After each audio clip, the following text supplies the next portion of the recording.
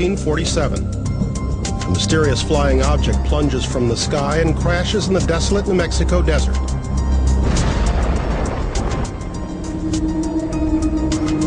The otherworldly incident ignites a firestorm of speculation.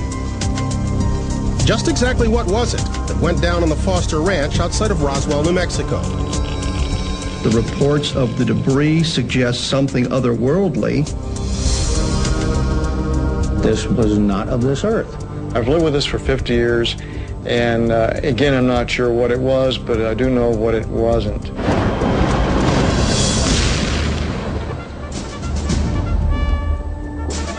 Years later, an official government report attempts to put the matter to rest. The U.S. Air Force in 1994 said, everybody out of the way, we're going to investigate this. They did not research Roswell. It's a fraud.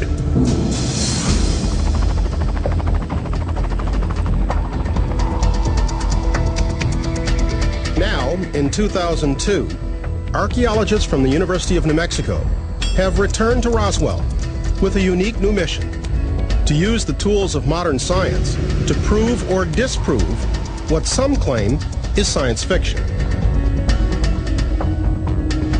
We are digging holes in the ground to look for physical evidence of an extraterrestrial vessel impact. 1,300 miles west in San Francisco, another researcher hopes that computer technology will decide once and for all who covered up the Roswell incident in 1947 and why. I think this is indeed the smoking gun of Roswell that confirms there definitely were bodies recovered at Roswell. I'm Bryant Gumbel. Stay with us for the Roswell crash, startling new evidence.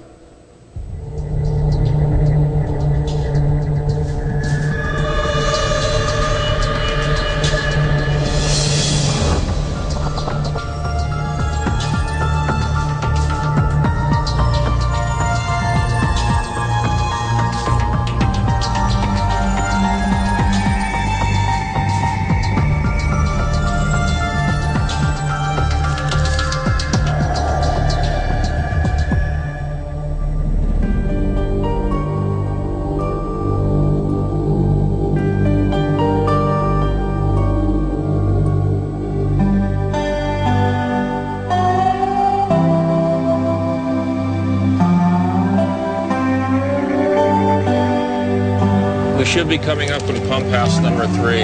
Okay, that would be the pump and the windmill, and that's the water tank, I presume. That's it right there. That's it. All right. Yes, we make a right here. Okay, so we're going to right go down there. Road here. We're 9/10 of a mile from the debris field. The terrain is both beautiful and unforgiving. Hundreds of miles of desert scrub, sheep ranches, and the occasional tarantula. It's hard to believe that this remote stretch of New Mexico desert may hold the key to one of the greatest mysteries of the modern age. I think it's just over this rise. Alrighty. It's starting to look familiar.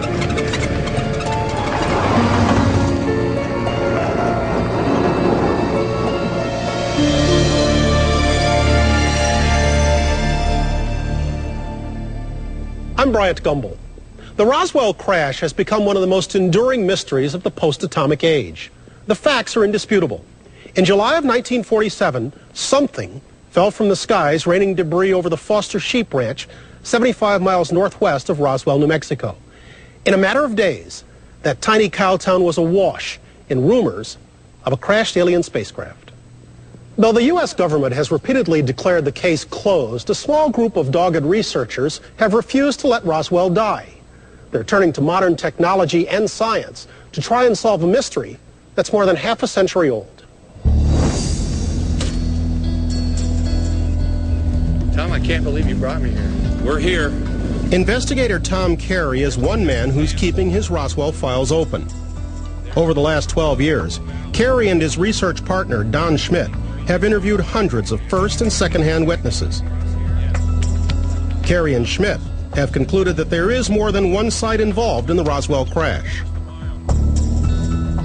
The main focus of the dig is the debris field, some 75 miles outside of Roswell. There are 3 sites.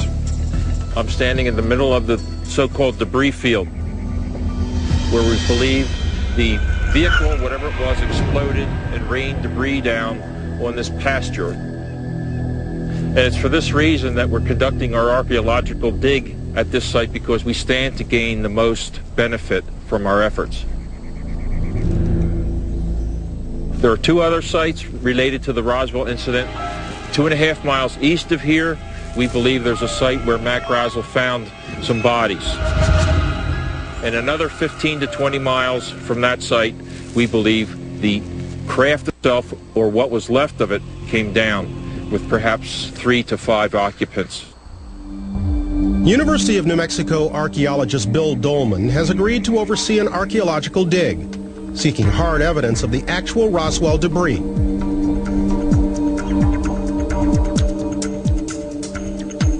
You could call it forensic science fiction.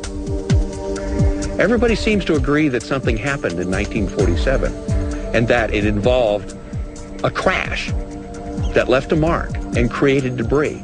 And there are many, many, many, many stories and many, many, many, many variations on those stories. The role of science in addressing this question really comes down to finding physical evidence. I can't say that enough times. Phase 1 of the dig involves laying out a precise grid for the excavation site. Dolman and his team base their coordinates on research from Tom Carey and Don Schmidt, who have walked the site with witnesses and logged hundreds of hours of testimony.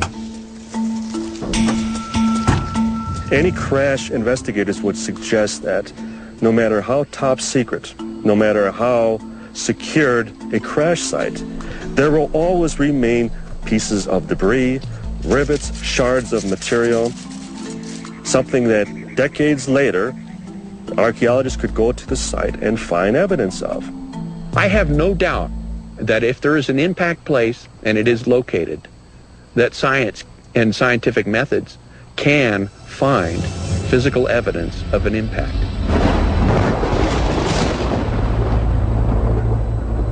Dolman and his team have now mapped out the dig site. With the where taken care of, the question remains: what was it that hit the Earth with such force that it created a debris field a mile long? The search for that answer begins in Roswell, New Mexico. It was there in July of 1947 that strange things began appearing in the nighttime skies. Hardware store owner Dan Wilmot and his wife were among the first to report seeing an unidentified flying object. I think they were very credible witnesses. The Wilmots saw what they described as the classic flying saucer, like 2 wash bowls, one on top of the other, flying over on July 2nd, 1947 in Roswell. Outside of Roswell, southwest of Highway 285, William Woody and his father reported seeing a fiery object descending toward Earth. What's interesting about the Woody aspect of it is that he and his father, the next day or a day or 2 later, tried to go out to see if they could find where the thing fell and ran into the military cordon. So we've got an interesting little corroboration there. The military was interested in it and they were turned back by the cordons. The Wilmots and the Woodies were not alone in their sightings. Other observers have reported seeing things in the sky roughly the same time, all flying in different directions. People driving down the highway from Vaughn and from Santa Fe coming towards Roswell saw the thing disappear behind the hills out there, about 35 miles north of town, then to the west, a series of little rolling hills. So you couldn't see when it crashed. Some eyewitnesses believed it was an airplane that's seen falling from the sky. But there are no records of any airplane crashes outside of Roswell for that weekend in 1947. There's absolutely no doubt in my mind that what crashed outside of Roswell was an extraterrestrial craft. Proof of such an extraterrestrial crash is now dependent upon good science and state-of-the-art imaging technology. Sid, here's your mark.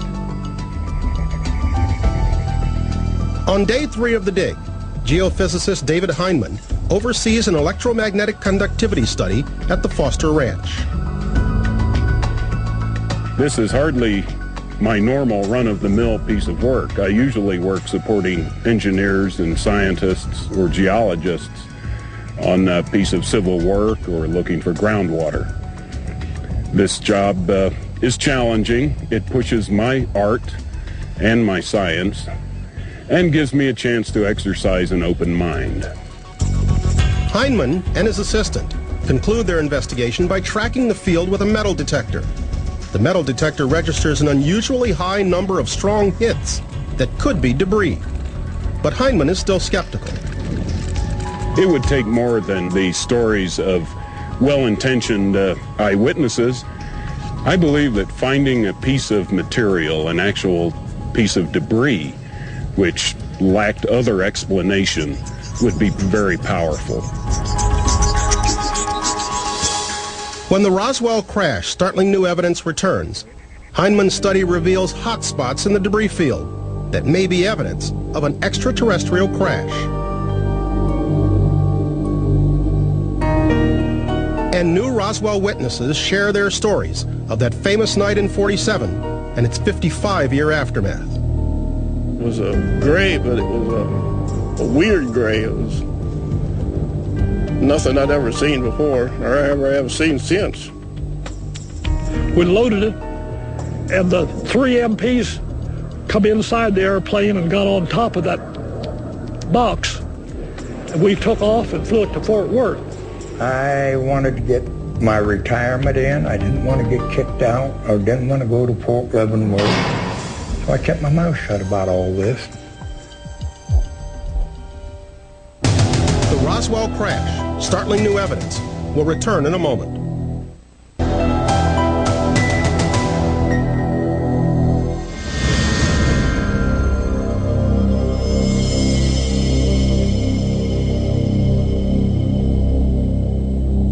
By now, the story's familiar. A mysterious object crashes in the middle of the New Mexico desert, only to be recovered, some say covered up, by the United States government. Was it a weather balloon? Was it a Russian spy plane? Or was it, as many people claim, an extraterrestrial spacecraft?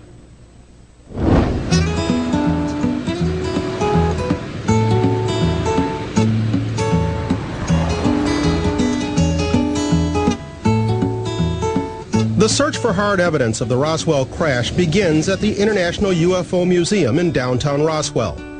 There, archaeologist Bill Dolman introduces his team of volunteers to what will become their holy grail, HUMUOs, his own made-up acronym for what he's termed historic materials of uncertain origin. If this thing, something came and plowed into the surface and created a gouge, all right, and this gouge filled in with sediment over the last 55 years with rain washing down the slopes and stuff like that, then there could be stuff down here that's now buried. Or if there was a hole here and a piece came flying through the air and went and ended up down there, that would be part of it, and it would eventually get buried when this little kangaroo rat finally passed on to the next plane, and his hole filled in with dirt, and down there at the bottom of it is a HUMUO. Leaving Roswell at the crack of dawn, the dig team makes its way out to the debris field.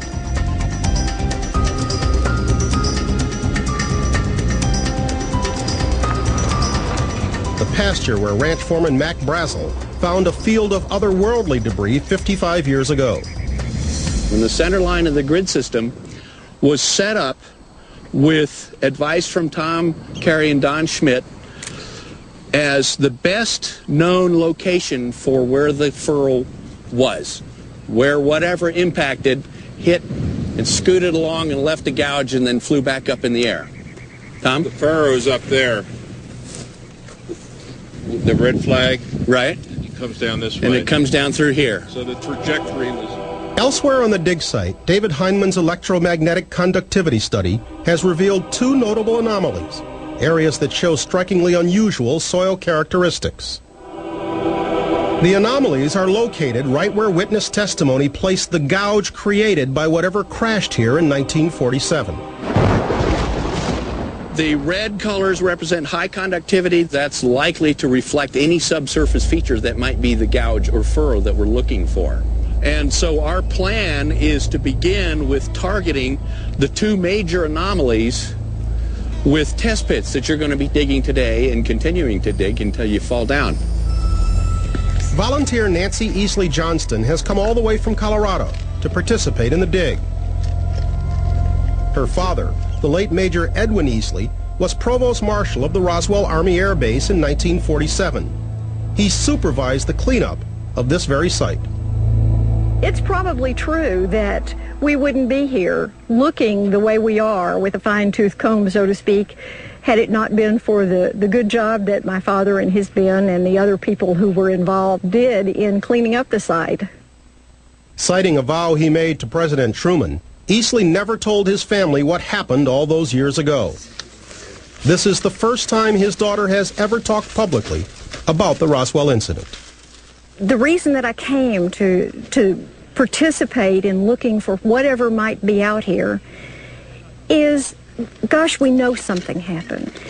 And I'd love to know. If I don't learn it in this lifetime, I'm going to have a conversation with my father one of these days to answer all those questions. And more of these military officers who heretofore would only tell us that they were sworn to secrecy, that they still couldn't talk about it, would then finally say, well, I've waited all these years, and yet I feel that at least I owe you this much, and then would acknowledge that it wasn't a balloon, it was a flying saucer, it was something manufactured off the Earth. If the Roswell story is indeed true, how could so many salt-of-the-earth people keep such a secret for more than half a century? The military may have suggested to specific witnesses who saw something that they really rather they didn't talk about it and appeal to their patriotism, which in 1947 would have worked really well. We were talking different times and different eras, and I think we're dealing with people who were very honorable people in 1947. It was during the early 1940s that American flyboys first encountered mysterious objects that would later be classified as UFOs. It is in World War II where sightings of UFOs really spiked up in a very significant way. They encountered these glowing balls of light, for instance, that would pace a plane going at 300, 400 miles per hour and then shoot up in the sky. No one really knew what these were. Dubbed Foo Fighters, these strange balls of light were initially believed to be some form of psychological warfare developed by the Nazis. Foo Fighters were observed in the Pacific Theater as well as the European Theater. And they were observed by American, French, British pilots as well as German and Japanese pilots. You know, who do they belong to? What are they? No one really knew.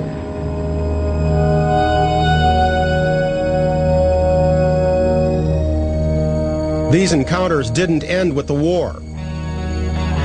In 1947, Americans found their skies filled with all sorts of strange flying objects.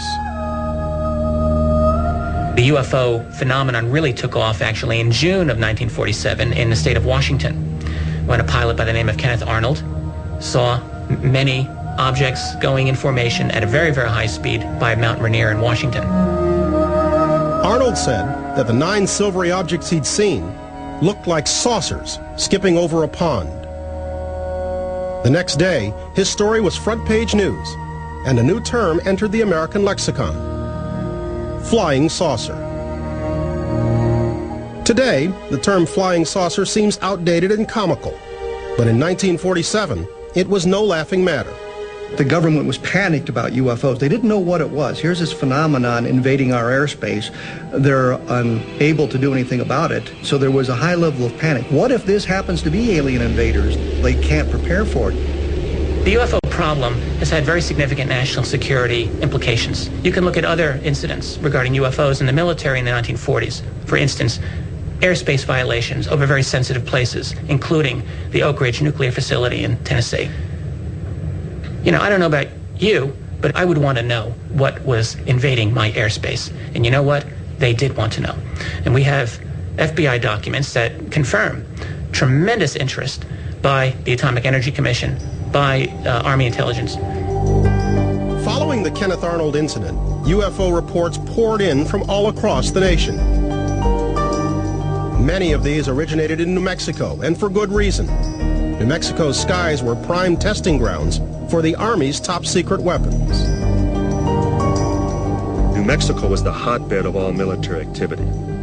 There was more atomic research here, all of the V-2 German rocket testing happening just about an hour west of this very site, ongoing atomic research at Los Alamos, and the first atomic bomb squadron headquartered at Roswell. I mean, this was the unit, the squadron, that had dropped the atomic bomb.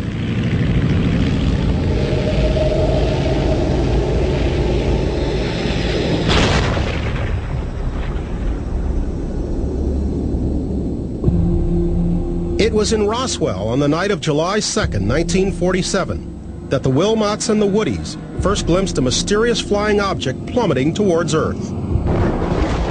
75 miles northwest of town, rancher W.W. Mac Brazel awakened to an ear-splitting explosion. The next morning, he mounted up his horse and set out to investigate. The plain-spoken 49-year-old cowboy had no idea that he was about to ride into history and into one of the most perplexing mysteries of the 20th century. The Roswell crash, startling new evidence, will return in a moment.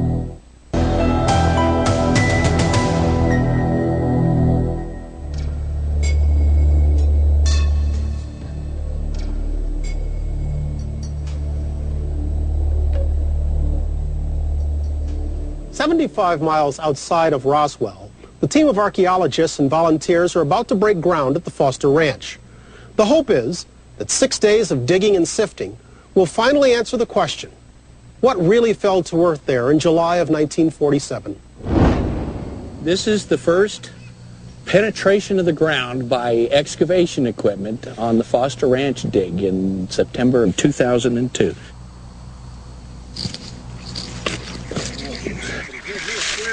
Okay, dishpan. And you find weird looking things and you put them on the side. The land that Dolman and his volunteers are excavating hasn't changed much since 1947. Back then, Foster Ranch foreman Mac Brazel didn't have a team of archaeologists or a metal detector. All the 49-year-old cowboy had was his eyes, ears, and years of experience running a ranch. In all that time, he'd never seen anything like what he discovered on that steamy July morning. The whole thing had the appearance of something that had blown up high in the air and then fallen down. Whatever it was, his sheep wouldn't cross. So he had to divert them a mile around for them to water. The strange wreckage that Brazel discovered spanned an area 300 yards wide by a mile long. That parcel of land, known to investigators as the debris field, is where some believe an extraterrestrial craft blew apart and fell to Earth.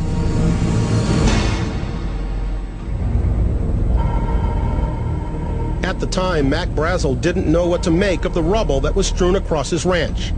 He grabbed some smaller pieces of the material and showed it to some neighbors. Like Brazel, they'd never seen anything like it. It's a piece of what we call memory metal. You can't cut it, scratch it, burn it, or deform it in any way. It will always return to the flat surface. Brazel would visit one of his neighbors at that time, Sally Tetralini. And as he would pull from his leather chaps a piece of that very material, and before her eyes as he would crumble it and open his hand and back and forth, and she would watch as it would always smooth right out. And her lasting impression was, even from that very moment, wouldn't it be great if clothes could be made of such material so I would never have to iron again? One of my favorite Roswell witnesses, what he said was, I never seen nothing that was so thin and so light, but you couldn't bend. I says, God Almighty, what the hell is this? And that's the essence of it. God Almighty, what the hell is this?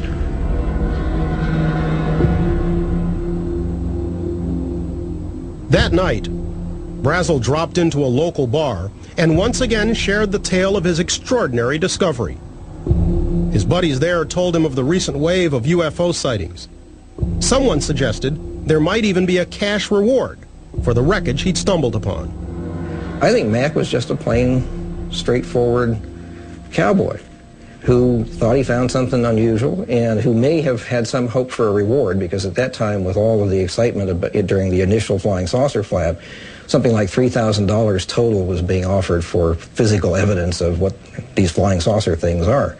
So he was probably motivated by that and just basic patriotism to bring this stuff in. What blows the lid completely off this is when the rancher, Mac Brazel, comes to the Chavez County Sheriff's Office, reports to Sheriff George Wilcox that there's this huge debris field of unknown origin that he cannot identify. While Brazel was at the sheriff's office, a call came in from Roswell DJ and newsman Frank Joyce. It was a slow news day, and Joyce was looking for a scoop. The sheriff puts a man on the line, and it turns out to be W.W. Brazel. He's quite upset, and as the conversation went along, there were some rather sensational subjects came up, and I ultimately recommended that he go to the Roswell Army Air Force Base and give this information to those people, as they were flyers and would know what to do about anything that flies. Colonel William Butch Blanchard, the commanding officer of the Roswell Army Air Base, ordered Major Jesse Marcel to investigate Mac Brazel's discovery. Jesse Marcel Sr. had a very important job. He was the staff intelligence officer of the 509th Bomb Group, which was the only atomic bomb delivery unit in the whole world. It was his job to investigate aircraft accidents or anything of that nature. So it was not unusual for him to be called out for field duty.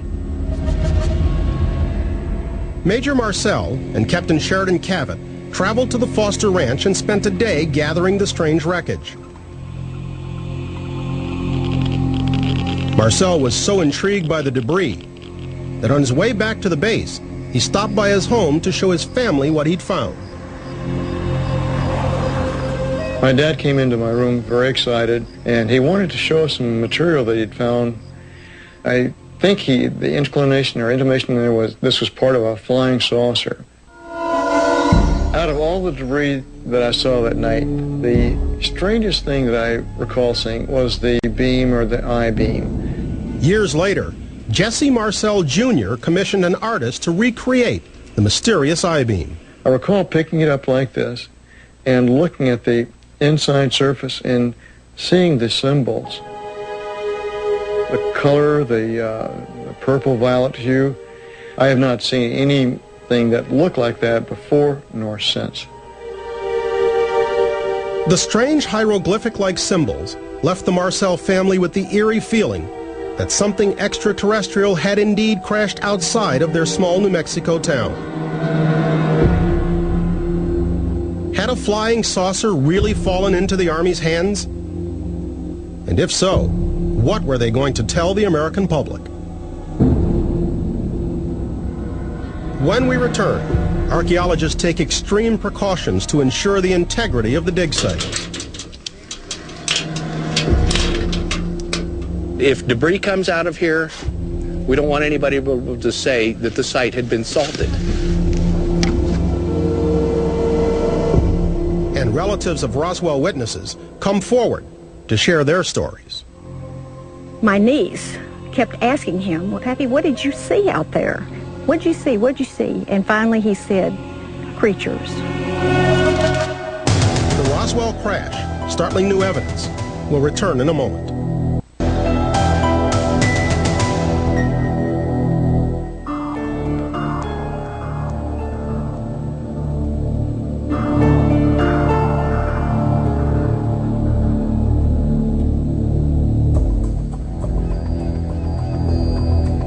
5 of the Roswell crash excavation.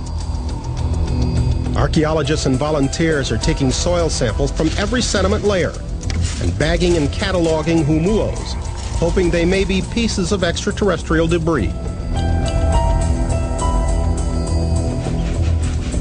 With each new find, however, head archaeologist Bill Dolman steps up precautions to keep the dig site secure. One of my main missions here was to ensure the integrity of this entire operation. If debris comes out of here, we don't want anybody to say that the site had been salted. Salting is a term for putting things in the site to make it seem as if they were there when they really weren't there. That's why there was security out here, to make sure that nobody disturbed it. Okay, Vicki, I want you to step in front. We had specific security concerns given the fact that there's a lot of notoriety with the incident in Roswell. Every person that's involved with this group are signed to confidentiality agreements. We maintain access control, identification of people when they come and go. Yes, does anybody scheduled to come in? We have a vehicle coming in. Okay, we're going to move to intercept.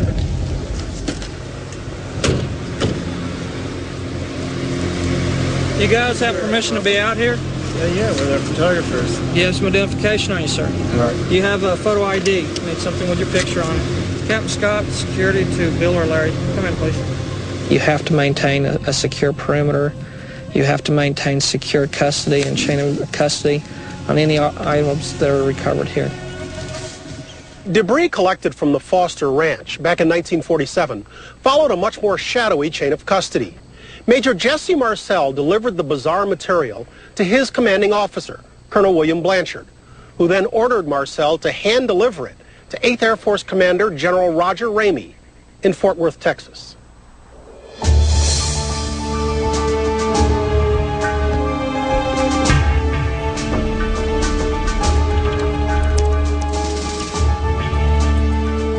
Robert J. Shirky, Assistant Group Operations Officer for the 509th Bomb Group, received Blanchard's B-29 requisition. On the day in question, Colonel Blanchard had come into operations office and asked, "Where's my airplane?" And I told him, and I said, "It's parked right out on the ramp." And it was a B-29. That he stepped back in the doorway and waved his hand and said, "Come on through." Major Marcel was one of the people coming through holding a box. It had some aluminum-type looking pieces of metal. And in the corner of his box was one of the I-beams that everyone talks about.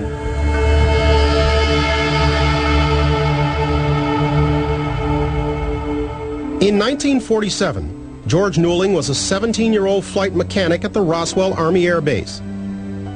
Newling was one of the last soldiers at Roswell to get a look at the B-29's unusual cargo. After 55 years of silence, he's agreed to be interviewed for our program. I got to the airplane, there was MPs standing around it with machine guns. That was very weird. They just checked my pass, and I went on in the aircraft. And that's when I spotted this object. It was a gray, but it was a weird gray. It was nothing I'd ever seen before, or ever have seen since. I was standing there with my mouth open, looking at it. Well, that's when they escorted me down to the provost marshal. He said, "Just forget what you seen and go on back to barracks and don't go back on the line." Robert Slusher, an airman with the 509th, was a member of a second B-29 flight crew at the Roswell Air Base. After Marcel left for Fort Worth with the wreckage, Slusher and his crew departed with a payload that was even more mysterious. It's a box. It was probably 11 foot long, probably 5 foot wide. We loaded it, and the 3 MPs come inside the airplane and got on top of that box. And we took off and flew it to Fort Worth. On the way back, Lieutenant Martucci says, "Boys, we've just made history." What he meant by it, I have no idea. And then when they got back, they just said, "This is a classified mission. Don't talk." So the next day, the rumor got out, said you flew the bodies back to Fort Worth. at the debris field, Provost Marshal Major Edwin Easley's main concern was to find any remaining debris. Under orders from Colonel Blanchard, he supervised a thorough cleanup of the area. My father was asked to bring a contingent of men out here and secure the site to keep people from coming to the site. And later on, it's my understanding that he and his men cleaned the site and took away whatever was here. They basically grabbed anybody who was free to come out here to actually get down on their hands and knees to pick up the pieces of debris. Blanchard's next step was perhaps even more puzzling.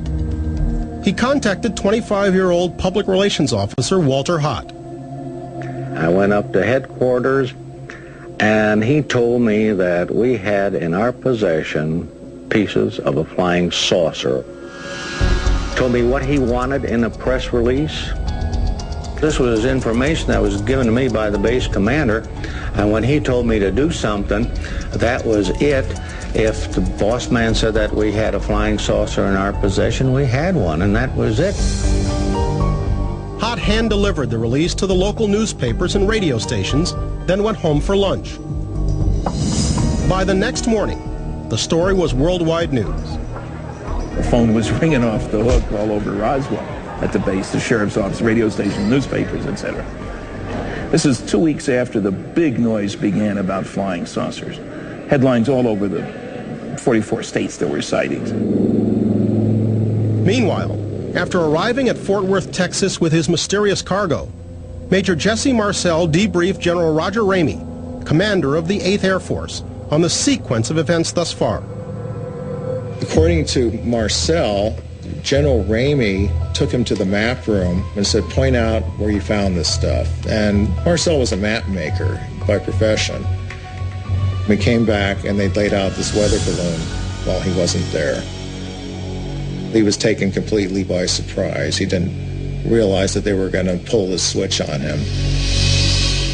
Ramey had gotten a call from a general at the Pentagon to get the press off their back. And Ramey had come up with the idea of substituting wreckage from a weather balloon. And so Ramey told the press that all this stuff was simply a weather balloon. And that was what most of the press published the next day. They never saw the real material. The real material went on to Washington at that time. So Marcel is ordered to pose with the substituted radar reflector balloon. So the first press release that it was a flying saucer, and 6 hours later, we're sorry, ladies and gentlemen, it's just a weather balloon. The question is, which press release is the true story? The next day you had stories like Ramey washes out Roswell saucer, or words to that effect. By the time Marcel returned home to his family, Ramey had made his orders clear. When he came back in, he was very serious about never describing this again. Treat this as a non-event, didn't happen. Don't talk about this with your friends. Just don't let them know anything at all unusual happened, which, of course, I obeyed. We didn't even discuss it amongst ourselves for quite a while. When we return, the Roswell case goes underground, only to resurface with more tales of government cover-ups, disappearing records, and alien bodies.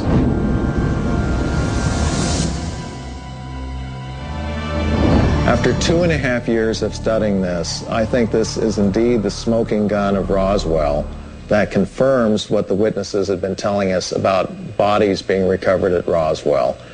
And there has indeed been a cover-up of what happened.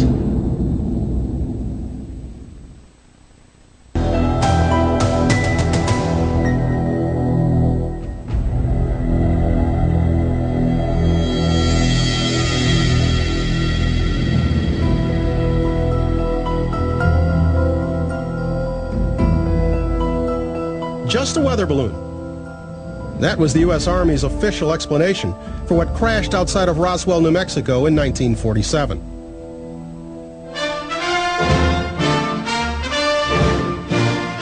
In the months and years that followed, the military launched a PR offensive, aimed at reassuring anxious Americans that the skies were safe from alien invaders. It does not contain any pattern of purpose or of consistency that we can relate with to any conceivable threat to the United States. Public interest in the last few years has increased very greatly in the phenomenon which has been identified as flying saucers. These stories have led to much fiction and much fancy.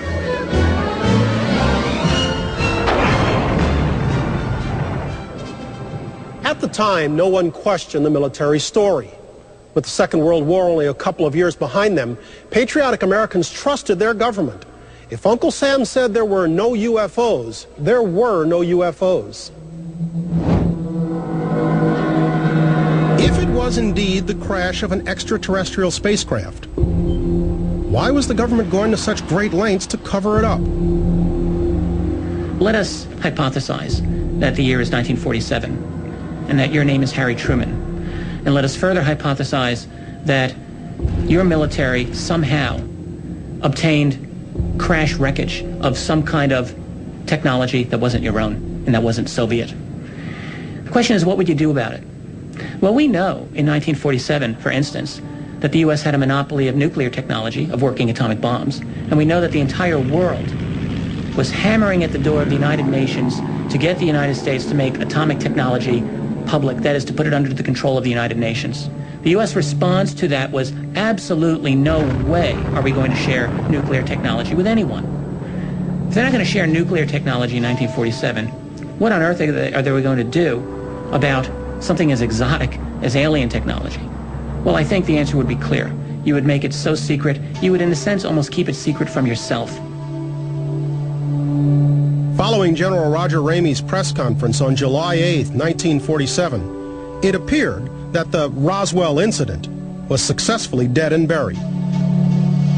After 1947, through about 1978, very little was done on the Roswell case. There were mentions here and there were references to it. Usually if it was referenced, it was suggested it was a hoax or a misidentification. The Roswell craze was launched anew in 1978, when investigators Stanton Friedman and Len Stringfield stumbled upon a little-known retired Army officer named Jesse Marcel. After 31 years, Marcel had finally decided to break his silence on the Roswell incident.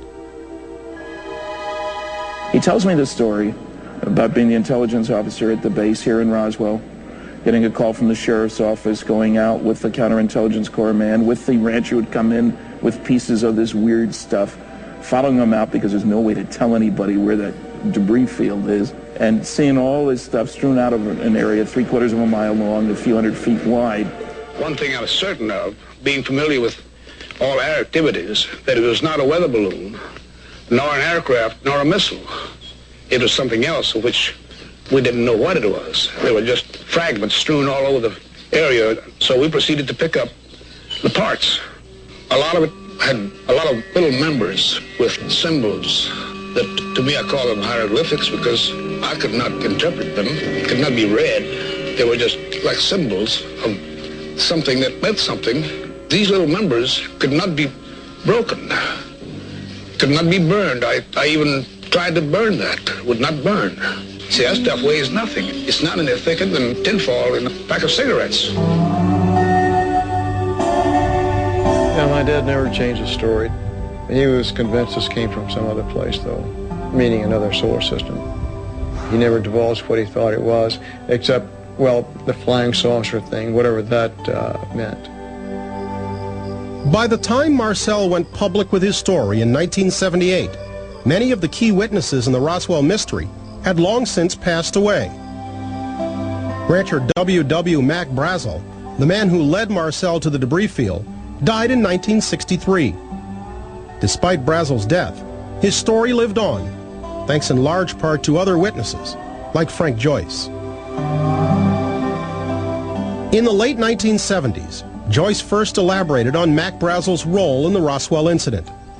Joyce told investigators that within a day or two of Brazel finding the wreckage, the rancher changed his story after being detained by the military for several days.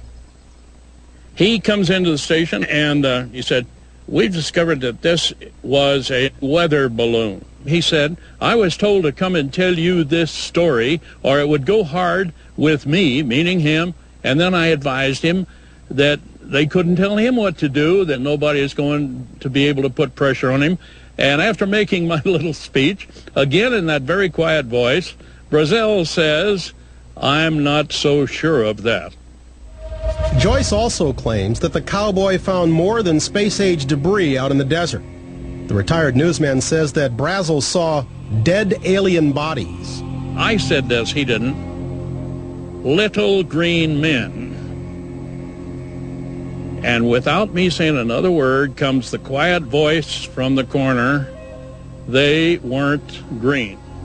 So that was the first time that he really shook me on, hey, those bodies he's talking about must have been there.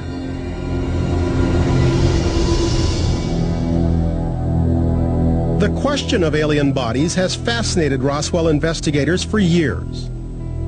Based upon his research, Tom Carey speculates that alien bodies were found 2.5 miles from the debris field and at an impact site some 20 miles away. We're talking up to 8 bodies that we believe were involved in the crash. We also have testimony from a number of people that at least one was alive, perhaps 2, when the military got here. There are no known living witnesses who claim to have seen the bodies with their own eyes. Most of the testimony collected by investigators comes via second-hand witnesses, like Roswell mortician Glenn Dennis. Dennis says he learned about the alien bodies when he ran into an Army nurse that he knew. She was hysterical and told him she had just been forced to assist in an alien autopsy. What they wanted her to do was to write down what they were examining, and said there was a crash bag that was open with 2 very mutilated small bodies that looked like kind of ancient Chinese.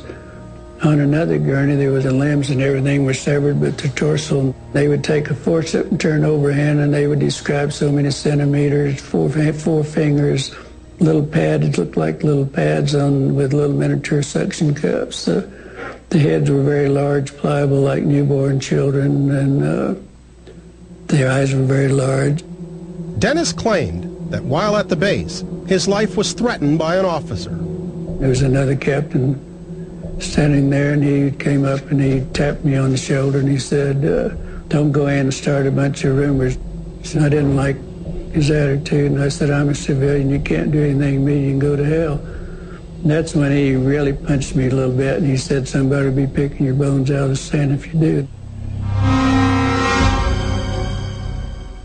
There are other Roswell citizens who recall eerily similar events.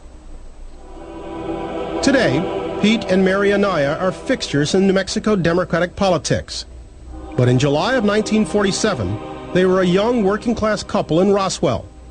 At the time, Anaya was a cook at the base. He says his good friend Joseph Montoya, then Lieutenant Governor of New Mexico, also saw the alien corpses. My brother used to know him real good, and so did me. He came down one time to campaign for Lieutenant Governor, so he told me and Ruben to take him to the base. He came out and he told us he saw 3 little men, but the head about that big. And then he said they were funny-looking bodies. He didn't want to talk no more. He was really, really, really upset. Anaya says that Montoya was so shaken up that he asked to go to his house for a drink. Anaya's wife Mary was the next person to hear the Lieutenant Governor's tale of dead aliens. He took some drinks, and I mean, not only 1 or 2, it was quite a bit. He was pretty shaken. We wanted to know more, because I didn't want to believe that, at the first I didn't want to believe that they had seen little people. Once he calmed down, Montoya refused to discuss the matter in public ever again. Like Glenn Dennis, Anaya says his and his brother's lives were later threatened.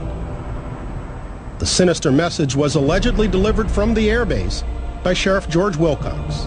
The sheriff came in and talked to me and him, and I told the sheriff what's going on. And then the sheriff told us, you better keep your mouth shut. because if you won't keep your mouth shut, you're going to get killed. Perhaps the most compelling story about the alien bodies is attributed to the late Major Edwin Easley, who served as the Provost Marshal of Roswell Army Airfield in 1947. His youngest daughter, Nancy, a dig volunteer, tells of her father's reluctance to discuss the Roswell incident. Whenever we would ask him about Roswell, he would simply tell us that he had promised President Truman that he would not talk about it. He kept his word. He wouldn't engage in these conversations until he was dying. He was already on high doses of morphine. My niece kept asking him, well, Pappy, what did you see out there? What'd you see? What'd you see? And finally he said, creatures. At one point in a conversation, I said to him, are we following the right path? And he said, what do you mean? I said, we think it's extraterrestrial. And he said, well, let me put it this way, it's not the wrong path. I think Edwin Easley's testimony is important because it leads sort of to the bodies, it gives us a hint to the importance of the military attached to it, and it gives us a lead about how important the administration thought it was. A key to proving that bodies were actually recovered from the crash is to find the impact site itself. According to Kevin Randall, finding proof of bodies and the impact site will be a tall order for even the most seasoned investigator. Unfortunately, some of the witnesses that we had put some trust in turned out not to be as credible as we had hoped for. We know that there was a second site, and there may have been a third or a fourth site, depending on how the thing broke up.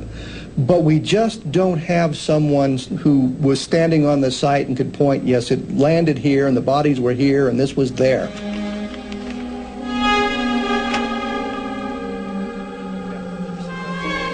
Don Schmidt and Tom Carey are determined to find the impact site. Today they'll take to the air in search of the final resting place of the ill-fated spacecraft. It should be on your side when we get there. When we return, Schmidt and Carey continue their search for the infamous impact site and new tales of the victims of the Roswell crash. One picture showed 3 dead aliens laying side by side, apparently on some kind of a canvas or cloth, and showed 2 others standing side by side. I assumed they were the ones that lived. The Roswell crash, startling new evidence, will return in a moment.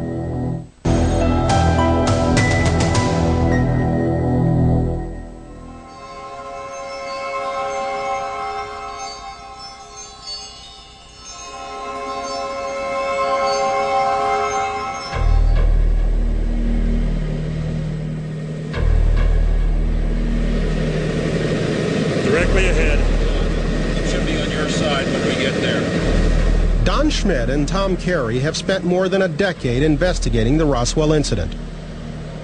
Today, they're looking for the final impact site, some 20 miles southeast of the debris field. So far, the going has been difficult. The range road should be to your right. You should actually see it circle south and then cut back. They are looking for a fallen windmill, an X that supposedly marks the spot of the flying saucer's final resting place. It was there that eyewitnesses claimed to have seen the deceased alien crew and a spacecraft that was mostly intact.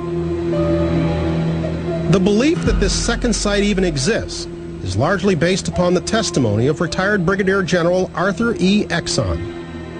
General Exon, who was assigned to the base in 1947, flew over the 2 sites outside of Roswell. We have him on tape saying there were 2 distinct sites. The one further northwest was mainly metallic debris, which describes the Brazel Ranch, and the other site that was closer to town, that was where the main body of the craft was found. And he talks about gouges in the terrain, and he talks about tire tracks in the areas, showing that there had been a real activity to clean this stuff up. Pinpointing the exact location of a fallen windmill is but one of the many difficulties investigators have encountered over the years. Author and researcher Richard Dolan says the UFO field is like a hall of mirrors. You have real documents, you have fake documents, you have real claims, you have claims that can't be verified. Where is truth? There is truth in there. Finding out what that is not always easy. Many investigators believe that the ultimate proof of extraterrestrial visits can be found in Washington, D.C. Over the years, the government has released a number of documents that indicate they took the threats of UFOs very seriously. In the months following the Roswell event, high-ranking military officers like Colonel Howard McCoy waxed enthusiastic about UFOs in confidential memos. He says, you might be surprised to know that because of the excitement of last summer about the so-called flying saucers, we now have a project called SIGN looking into this. We have hundreds of sightings by very credible witnesses. We're very concerned about this, and I cannot tell you how much we wish one of these things would crash someplace where we could recover it. Project SIGN eventually became Project Blue Book, a government investigation of UFO sightings spanning more than 20 years. Even though Blue Book confirms 701 sightings that could not be explained, the program was shut down in 1969. Since the closing of Project Blue Book in 1969, the United States Air Force has issued fundamentally the same statement about UFOs. We undertook a 20-some-odd year study of UFOs. We didn't find anything to be unusual or threatening the national security. Therefore, on the basis of that, we closed Project Blue Book and we don't investigate UFOs. That is the official truth, you might say.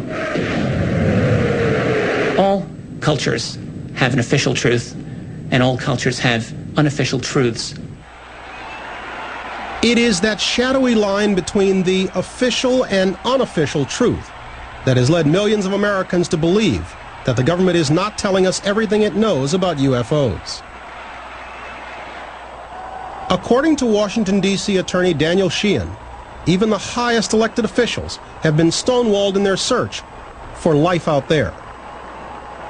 Based on what I've been told, is that immediately after President Carter was elected, he contacted the then sitting director of the Central Intelligence Agency, who was George Bush Sr. at the time, and asked to be briefed on and provided information about the issue of extraterrestrial intelligence and the UFO phenomenon. And George Bush Sr. refused to give it to him. While working as a special consultant to the Congressional Research Service, Sheehan gained access to classified sections of Project Blue Book. That's where I actually saw the photographs of, indisputably, a UFO craft that had crashed, and they had United States Air Force personnel in the photographs measuring it and taking photographs of it and everything. And I actually saw a close-up shot of certain designs, insignia that were on the side of the craft. Some kind of hieroglyphics. Recently, Mo Cox, a retired United States Air Force sergeant, came forward claiming that he too saw classified photos from Project Blue Book. This is the only on-camera interview he's ever given. We were all top secret crypto cleared, and the information that we had in our heads would have been extremely valuable to foreign nations. Major took me back, opened the file cabinet. He said, look here. On the front of the drawer, it said Operation Blue Book. He said, this might interest you. In big old thick photo, Roswell, 47. One picture showed 3 dead aliens laying side by side, apparently on some kind of a canvas or cloth, and showed 2 others standing side by side. I assumed they were the ones that lived. According to Cox, the file also contained photos of the crashed spacecraft. Saucer, as they call it, was not round as it's been depicted in most cases. It was more egg-shaped front to rear, from what little I could see. The whole back right corner was missing, just a big nothing. I was counseled just before I retired that I would keep my mouth shut to what I knew, or forget it, I was Fort Leavenworth bound. I didn't want to go to Fort Leavenworth, so I kept my mouth shut about all this until, I guess about a year, a little better ago. I finally figured it's time somebody knew that it really did happen.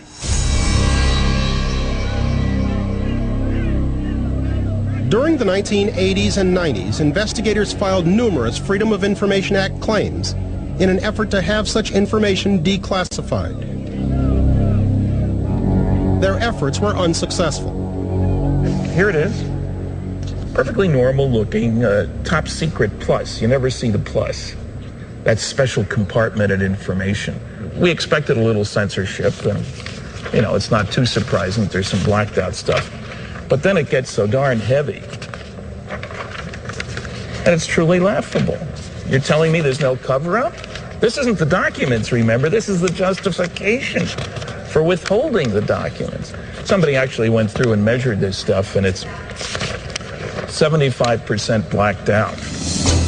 Ironically, the government has rejected numerous Freedom of Information requests, citing national security concerns.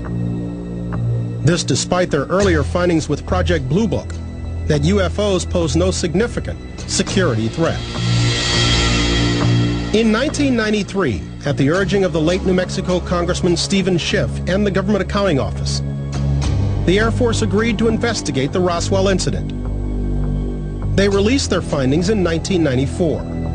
Finally, they came down to this Project Mogul balloons that were being launched at Alamogordo starting in early June of 1947. The Mogul was a classified project, and it was a very important project. The function of Mogul back then was to send aloft balloons with special equipment that would be able to detect when the Soviets detonated an atomic device. C.B. Moore was a physicist working on Project Mogul in 1947. We used a long train of about 28 balloons, and radar targets consisted of aluminum foil laminated onto a fairly tough parchment-like white paper, and they were deployed on sticks of balsa wood. Moore and his colleagues launched the first of these Mogul balloons on June 4th, 1947. They eventually lost track of the balloons. Moore believed they fell to Earth on the Foster Ranch, only to be found by Mac Brazel. I think this was some sort of comedy of mistaken identity. The people at Roswell had no idea what we were doing. The rancher apparently got the idea that he had recovered a flying saucer. Research scientist Dave Rudiak has a hard time believing that experienced military personnel would mistake weather balloons and radar targets for a flying saucer. The materials used in the Mogul balloon were off-the-shelf weather materials. This is a small weather balloon I picked up at a Army surplus store. And any child knows what a balloon looks like. And this mysterious foil paper that they made the radar targets from is the same stuff that Hershey had been wrapping their candy bars with since before 1920. It was a common consumer product for over 30 years before Roswell. And so unless the guys at Roswell never had candy bars or chewing gum, you know, they would have been pretty familiar with it. I have a difficult time believing that Jesse Marcel, as the intelligence officer of the 509th Bomb Group, the only atomic strike force in the world at the time, was so incompetent that he couldn't identify weather balloon remains when he saw them.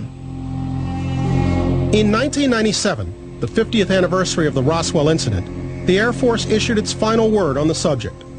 The Roswell report, Case Closed, addressed the question of eyewitness reports of alien bodies.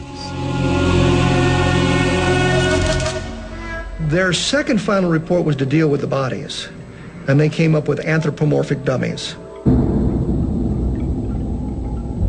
that they were using to test ejection systems and parachutes from high altitudes, which is fine, but the test didn't begin until 1953, 6 years after this event, so it makes no sense. So whom should we believe? Was it a weather balloon and crash dummies, as the Air Force has claimed, or was it something extraterrestrial? Research scientist Dave Rudiak thinks he has the answer. A 55-year-old photo that he believes to be the smoking gun of the Roswell incident. And this is General Ramey. In his hand, he's holding this message, which is so important. The image is of sufficient quality that we can read quite a bit of the message. And it tells a very remarkable story. When we return, Dave Rudiak uses computer technology to reveal the contents of General Ramey's top-secret memo. The Roswell crash, startling new evidence. We'll return in a moment.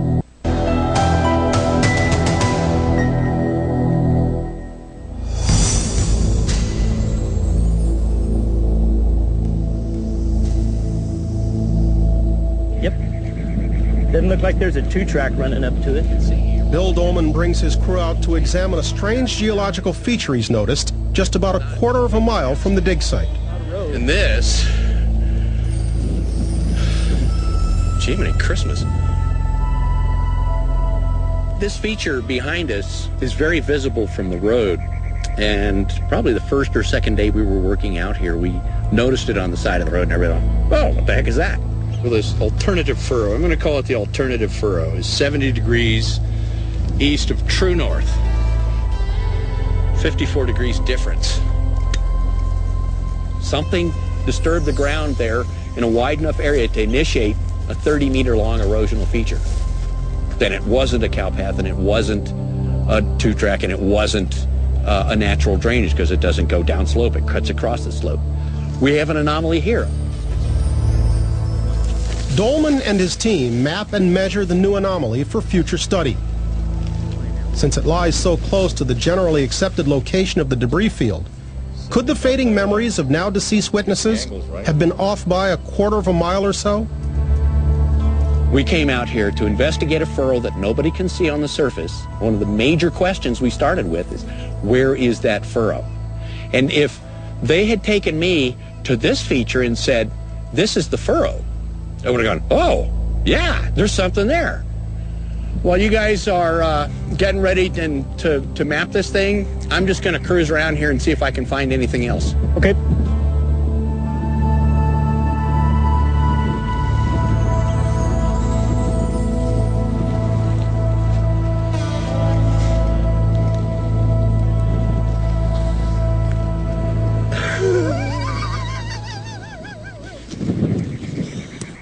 Oh my golly gosh, it's a freaking weather balloon. And I was just completely surprised and thought it was hugely ironic that right around the corner we have a furrow and a weather balloon. Dolman's discovery of a weather balloon might be more than just ironic. It could mean that the Air Force's original explanation of the Roswell crash was correct after all. Should the case ever develop that we would find anything conventional suggesting that it was part of the Air Force theory as to what actually transpired out here, we would first of all rely on the background, the experience of the archaeologists involved to establish the provenance of that material. Was it something that was here dating back around 50, 55 years? Or is there the possibility it was something planted much more recently? Do I think it could date back to 1947? It's hard to say. I think that if you notice how the grass is kind of growing through here, and the fact that when I try and lift it, it's sort of stuck to the ground. Stuff has been growing into it for a while. While Dolman waits for the National Weather Service to assess the balloon's age, he oversees the final phase of the project at the original debris field dig site, backhoe excavation of carefully selected sections of the field. The backhoe trenching is kind of the last phase of investigative activity. But we can look at a backhoe trench just like this one in the side of it, look at the stratigraphy that shows up in it, and see whether or not there's evidence of a furrow. We so far have found absolutely no evidence of the furrow. As the end of the dig draws near, scientists at Foster Ranch have yet to uncover definitive physical evidence of a crash. And even the most dedicated UFO researchers admit they've yet to get their hands on any solid proof that refutes the government's explanation of what happened at Roswell. I think we're back where we started. We're back to the original story. We're back to the Air Force's, the Army Air Force's reaction to what was found, which is all out of proportion for anything that would be mundane. Rumors grew that they might even be fantastic invaders from another planet. But now they tell us it was just a lot of balloons.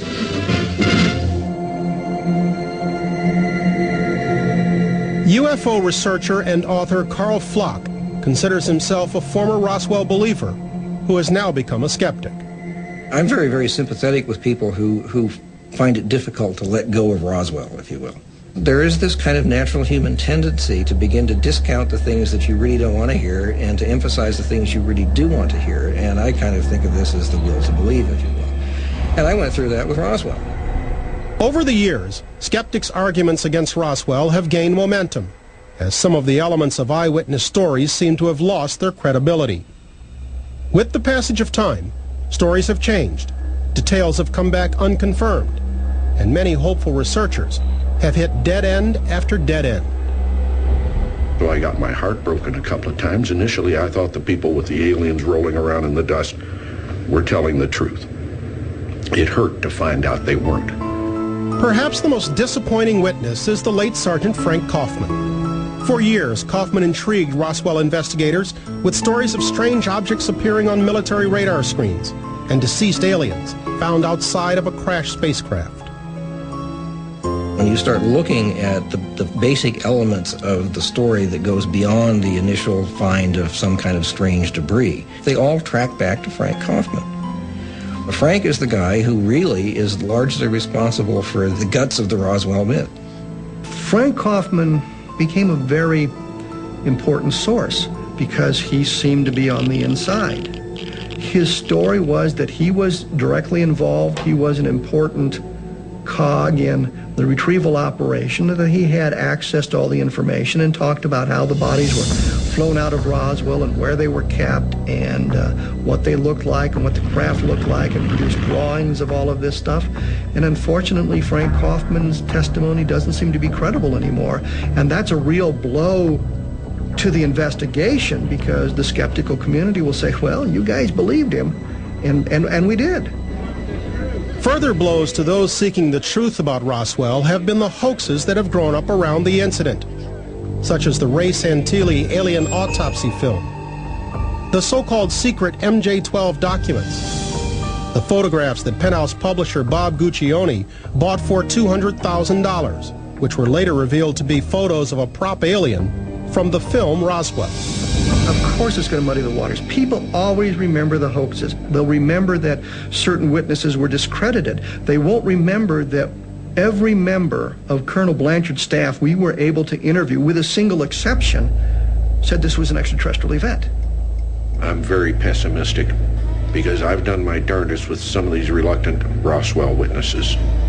At least 10 people who are still alive who have direct knowledge but won't talk about it. They're going to go to their graves. One of the original Roswell researchers, Stanton Friedman, has said that Roswell research is a race with the Undertaker. And I'm afraid he's right. I'm pessimistic about ever getting to the bottom of this. But the will to believe drives other UFO researchers to push forward against the odds. Dr. Dave Rudiak is a research scientist who believes he has found the long-hoped-for smoking gun of the Roswell incident in a photograph that's been in the public record since 1947. Even though I had believed that something very unusual had happened at Roswell, I was surprised at what I read in here. I wasn't expecting to see some of this stuff. Rudiak has spent the last 2 years using computer imaging to analyze what Roswell researchers know as the Ramey Memo. First, there was the Roswell-based press release. About an hour after the press release, General Ramey was already speaking on the phone to reporters in the Pentagon press room and saying it looked like a weather balloon to him and a radar target, and that is in fact what is pictured here. So they brought in the photographer from the Fort Worth Star-Telegram. He took 6 photos. 4 of the photos have General Ramey, and he's holding this message in his hand. In 3 of those photos, the message is turned away from the camera. In this particular photo, though, for some reason, it's facing the camera. And fortunately for us, the image is of sufficient quality that we can read quite a bit of the message. And it tells, I think, a very remarkable story. During the GAO investigation, U.S. Air Force representatives claimed they tried to enhance this photo themselves. Their official conclusion was that even using state-of-the-art equipment, it was totally unreadable. And this is the memo the Air Force said that their high-level government organization, photo analysis lab, could not read anything on. And if we zoom in here, you can obviously make out some of the words quite easily. And everybody sees this here. This is, the 2 words here are weather balloons. These words are very important because it tells us that this is about Roswell, because Ramey's trying to sell a weather balloon story to the press. It's not his lunch order, it's not his laundry list, it's not Mrs. Ramey telling him to bring groceries home. All right. Rudiak's inquiry began by focusing on the most readable key words and phrases. Here's the word disc, and it's in quotes because there's a new use of the word, and they typically put the word disc in quotes. Another group of words that everybody sees are right here. It's Fort Worth, Texas. Another key word was identified, both by Rudiak and other researchers who have analyzed the memo. Up here is a key word that was picked out by the first group. They read this as victims up here. Here's a graphic of this keyword victims. These letters underneath are actual teletype font. I'm just assuming that we have these 4 letters. The question is how many words in the English language will fit that? And here they are. The only word that seems to fit is victims.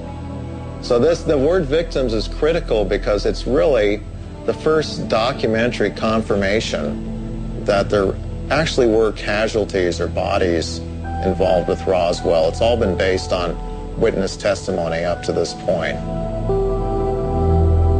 Rudiak believes that by piecing together the most legible words and phrases, even the simplest reading of the Ramey memo is incriminating.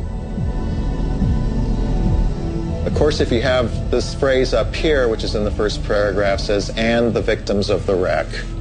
If there were victims, this can't be explained by a balloon crash.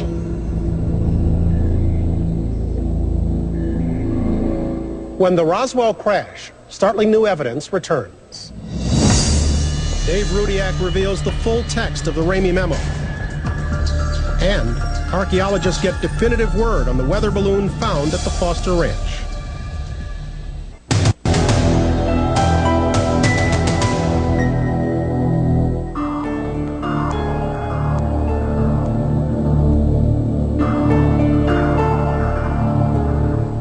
As the sun rises on the final day of the Roswell debris field dig, a police escort leads 2 security vans into downtown Roswell. Their cargo, 66 bags of soil samples and humuos, historical materials of uncertain origin that have been under guard since they came out of the debris field.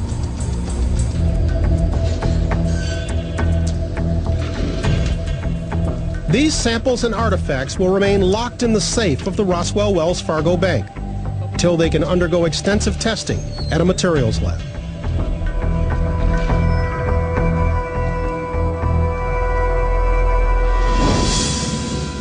The mystery's over for one artifact found in the field.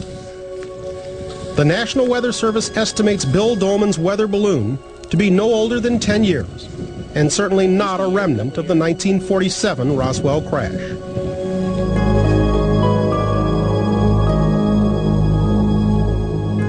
This is one of 7 known photographs that was taken at Fort Worth Army Airfield on July 8, 1947. This is General Roger Ramey seated here. Next to him is his Chief of Staff, Colonel Thomas Dubose, who later said that this weather balloon that they had displayed was just a cover story that they used to get the press off their backs.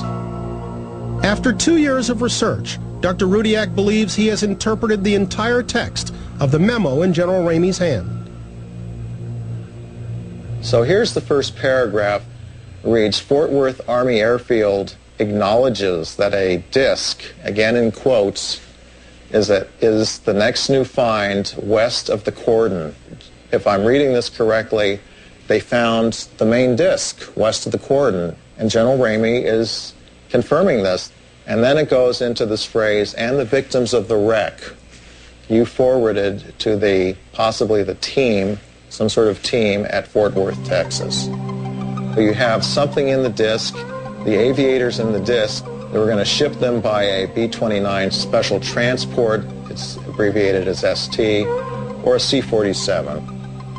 I have about 80% confidence in what I have here. I think at least 80% of the words are correct here. I think even if people can test most of the words that I've come up with, that there's enough words that are clear enough, such as in the disc, victims of the wreck, that it puts the lie to the whole balloon explanation, and also to the Air Force's claim in 1994 that nothing could be read in this message. 3 weeks after the backhoe excavation, Bill Dolman returns to the dig site to examine his results. In one of the trenches, he is surprised to find what could be an impact mark, right where the experts said there'd be one. Something moved the original natural soils and sediments from here at some time in the past, and then it filled back in. It happened long enough ago that this feature was not evident on the surface at the time. But does any of this evidence bring us closer to solving the riddle of Roswell? What we have done is find some things that are suggestive, taken soil samples that could be looked at microscopically for some kind of debris evidence. We came up with some surprises. One of them's over the hill and is clearly, to my mind, not a cow path and not an old two-track that's eroded. And it was quite a surprise. Someone could come along and take part of our results, selectively draw upon the results of this study and say that they were offering indisputable physical evidence. But it would not be true. No, we got something that's unexplained. The Roswell incident has become an integral part of New Mexico state history. Back at the university, Dolman briefs Governor Bill Richardson on the results of the dig. And the initial impact point was right in here, according to Don Schmidt, who's basically a technical advisor to the project and a leading UFO researcher. The exciting part about this was that, wow, we've got a stratigraphic anomaly right where there should be one. We've got something, right? It's intriguing. I don't think the U.S. government has fully disclosed everything they know.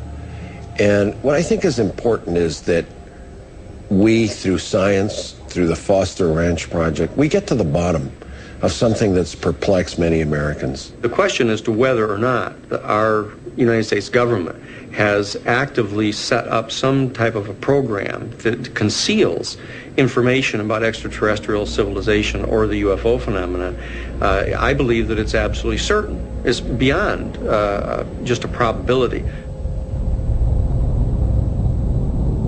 I feel that they've been waiting until several of us old white hairs die off who were there. Then they can say anything they want because there's no one to refute them. In October of 2002, the Sci-Fi Channel and former Clinton Chief of Staff John Podesta held a joint press conference in Washington, D.C., demanding the U.S. government release its files on unidentified flying objects. It's time to find out what the truth really is that's out there. We ought to do it really because it's right. We ought to do it because the American people, quite frankly, can handle the truth.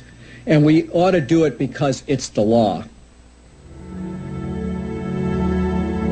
The Foster Ranch dig has been a symbolic first step, melding science with what was formerly pseudoscience, the hunt for solid evidence of UFOs on Earth. The team leaves the dig site with as many new questions as answers. Questions which are all the more poignant for those with personal ties to the Roswell incident. I think it's very important people know about what happened here in Roswell. It happened, and it was shielded and hidden. I want to know why. What happened? And that's all I want. On my birthday, 80 years old, I want to find out before I die.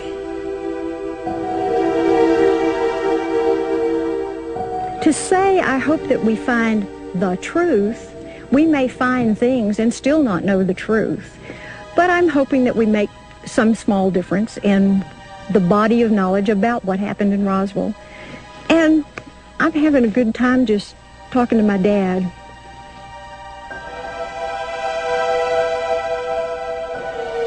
Our solar system is just a grain of sand tucked away in an out-of-the-way place in a very ordinary galaxy.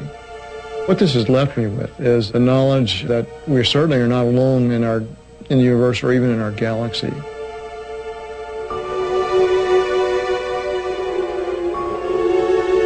The fact of the matter is, it may well be the most important single public policy issue in our entire lifetimes. People just don't know it yet, but they will. I want our people to be prepared for this so that we can take our place as full and equal citizens in a galactic civilization.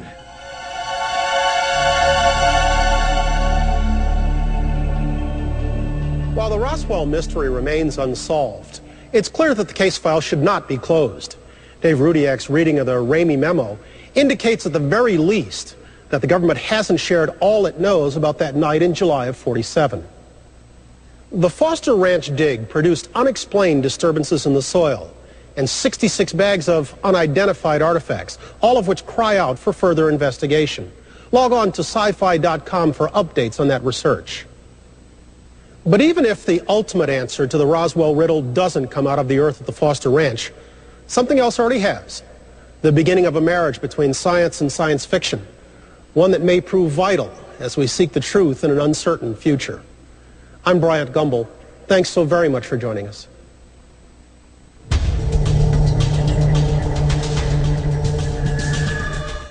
Next on Sci-Fi, Quest for Atlantis, startling new secrets.